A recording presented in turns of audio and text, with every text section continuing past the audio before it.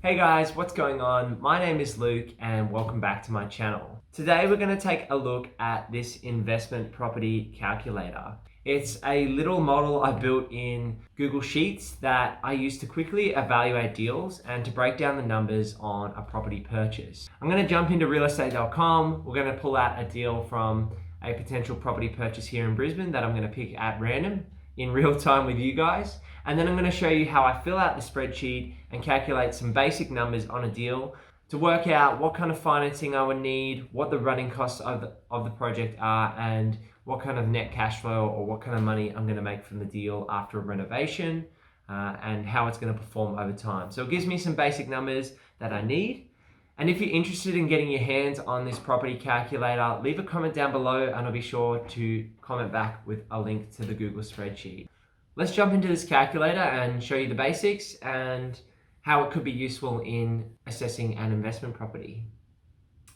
So the basic layout is to record the property details at the top of the spreadsheet, do some calculation on the startup costs of the deal, and run through an annual profit and loss and tax implications of your investment. So let's go on to realestate.com and I'm just going to look at a pretty popular Brisbane suburb at the moment called Mount Gravatt, or Mount Gravatt East will do.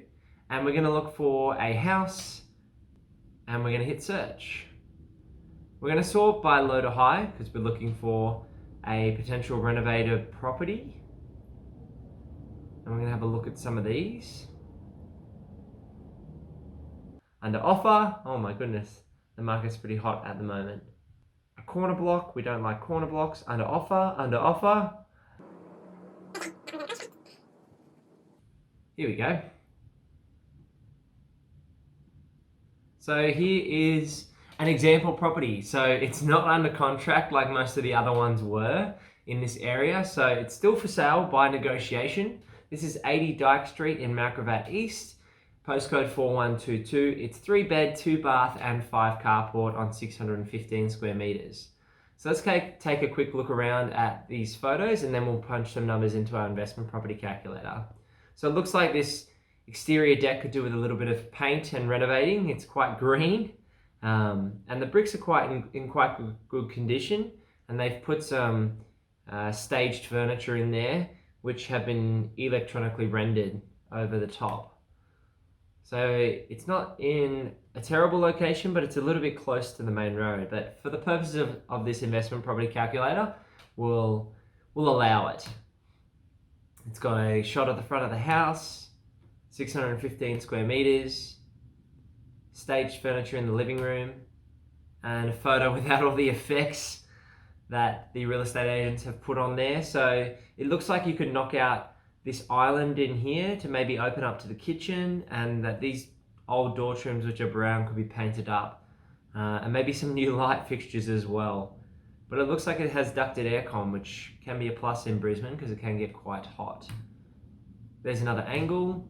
The kitchen definitely could do with some renovation, so there's some value add potential there to this property. And again, it goes on to a dining area and a built-in kind of lounge room which goes out onto the deck. There's the deck without any staged furniture. It's got a nice big backyard with a pool, which is most of the backyard. The master bedroom from the looks of it.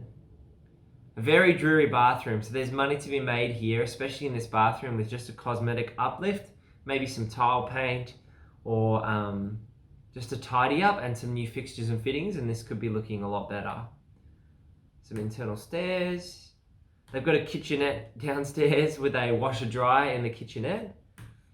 This is a bit mismatched down here, and it doesn't look like legal height underneath the house, even though they've built in a bathroom and they put a kitchenette downstairs. And there's the layout of the property. All right, so let's run some numbers on this property through our investment property calculator and see what we think of it, and give us a better idea of the numbers on this property. So let's plug in the address. So 80 Dyke Street, and paste that there. Now the land size is 615 square meters. It is a 3-bed, 2-bath, 5 carport. Now we're going to look up the taxable land value. So the way you do that is you jump onto the Queensland government website search for annual land valuation and find your valuation. And then you can just search for the address. So we're just going to search 80 Dykes Street. And there it is. And there's some more information about the property. So we can see that the government says the land value is $450,000.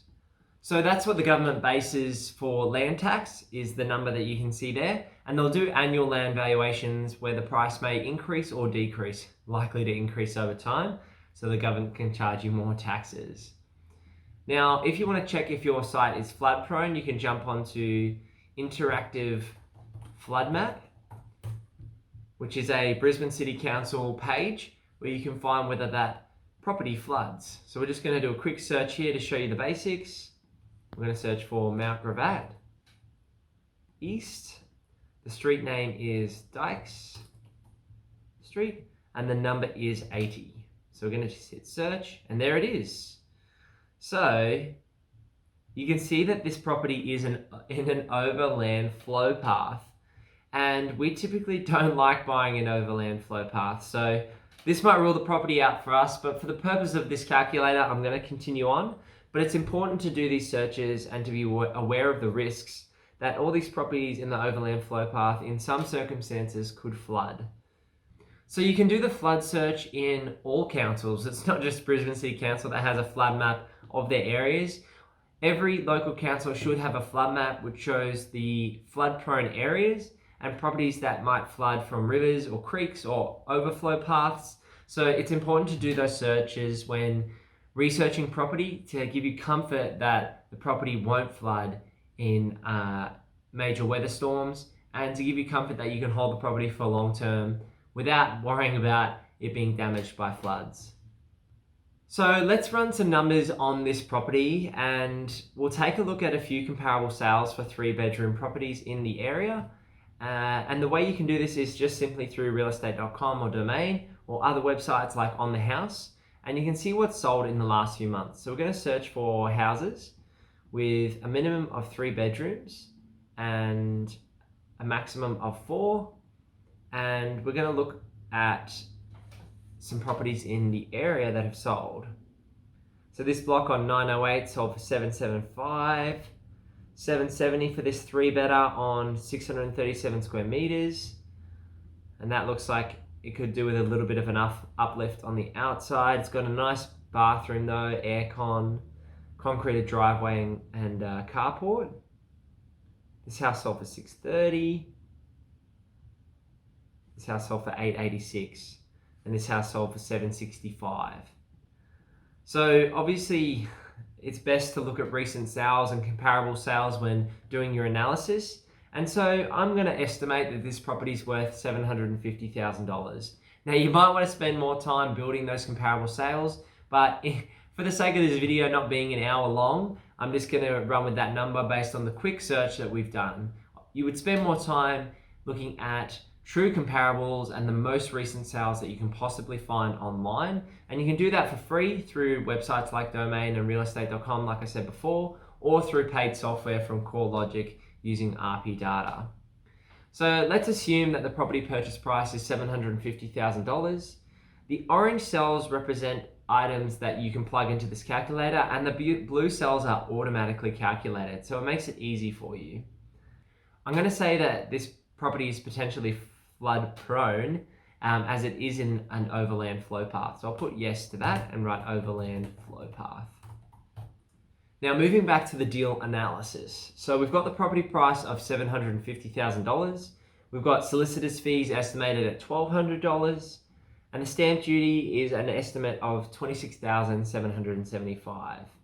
There are sections here where you can add more costs if you think that you're going to have them on your purchase. But I've estimated that a building and pest inspection will cost roughly $700 and that there'll be borrowing expenses of $500 to get the deal across the line. So the total of that is a total property cost of $779,000.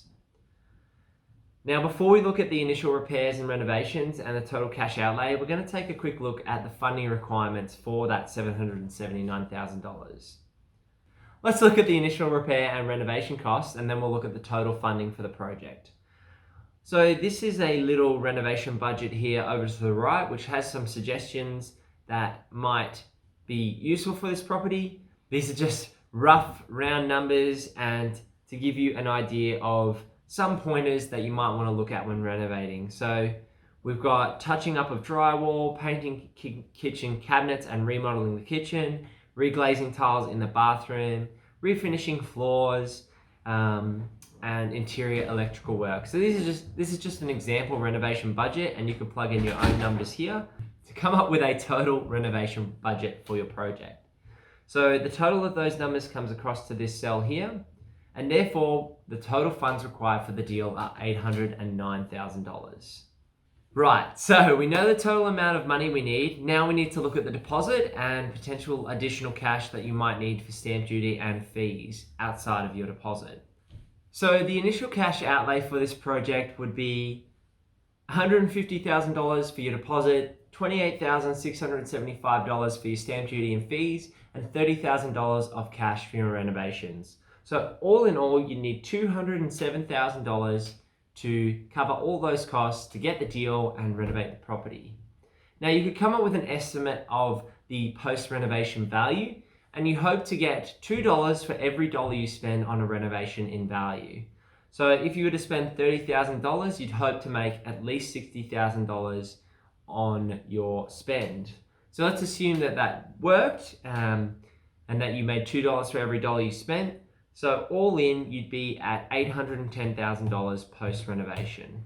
And that might mean you can refinance the property and potentially pull some of that equity out once you'd finished your renovation. So that covers the deal analysis from the start of your purchase to running through the numbers with the bank and the renovation costs.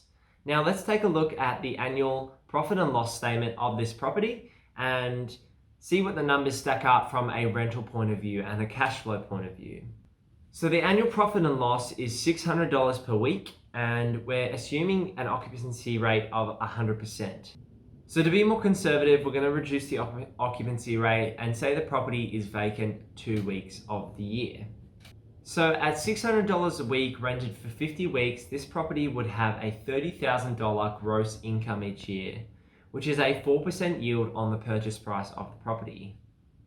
Now let's take a look at some of the operating costs of the property to work out our net yield, so income after our operating expenses. So we have advertising for tenants, we have council rates, we have insurance, we have interest on the loan, which is one of the largest components, and that's calculated at 3% of our initial loan with the bank.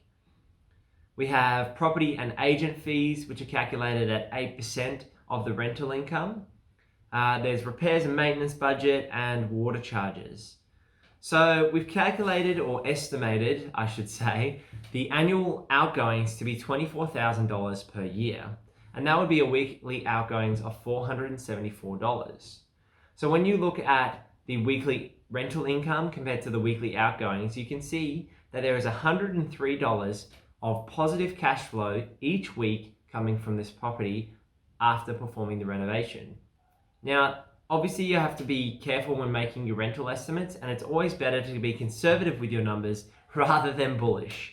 So the purpose of this calculator is to just give you a quick rundown of the numbers. And obviously, if you're more interested in going ahead with a property once you've done your initial review, then it's to dive into more detail and come up with the best numbers you can that you think are realistic for the deal. So that means that the net rental yield, excluding interest, would be $23,000 per year. And once you factor in interest, there will be $5,000 of positive cash flow coming from this property each year, not including the capital growth that you get from this property. Now there's a section here where you can fill out the cash flow for the granny flat if there was a potential to build a granny flat in that property. And then we also have some tax effect accounting down here, which takes into account a split between your taxable income and you and your partner potentially buying the property, and what would happen if you were able to get some deductions for tax. Now, I'm not going to run through the tax part in detail in this video, but you're welcome to have a tinker in your own spreadsheet with the numbers if you'd like to go into that much detail as well.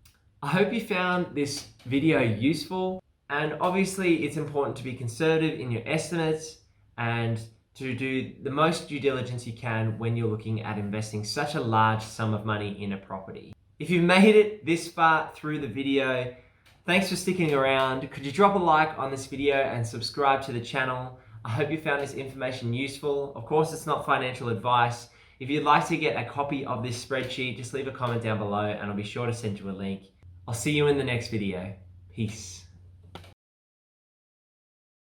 You stealing mummy's shoes? You want to help me with my renovation? Investment property calculator? Look at some deals? Say hello to the subscribers? Please subscribe for George. 1 subscriber equals 1 treat, Georgie.